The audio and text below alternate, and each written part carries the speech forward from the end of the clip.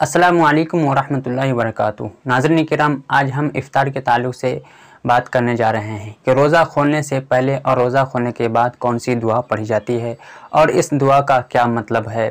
ناظرین کرام، افطاری کرنے سے پہلے یہ دعا پڑھنی چاہیے، بسم اللہ وعلی برکت اللہ۔ اگر یہ دعا یاد نہ ہو تو بسم اللہ الرحمن الرحیم پڑھیں۔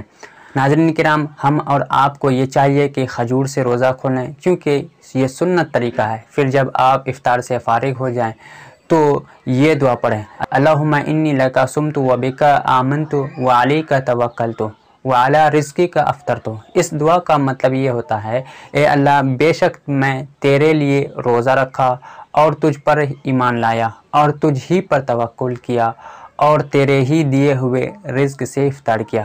ناظرین کرام، عام طور سے یہ دعا لوگ افطار سے پہلے پڑھتے ہیں، لیکن صحیح طریقہ یہ ہے کہ روزہ کھولنے کے بعد پڑھنا چاہیے، جیسا کہ دعا کے الفاظ سے معلوم ہوتا ہے۔ تو ناظرین، ہمیں روزہ کھولنے کے بعد یہ دعا پڑھنا چاہیے، اس کا خاص خیال رکھیں۔ ناظرین کرام، اگر یہ ویڈیو پسند آیا ہو تو ثواب کی نیت سے دوسرے تک ضرور شیئر کریں۔ السلام علیکم ورحمۃ اللہ وبرکاتہ۔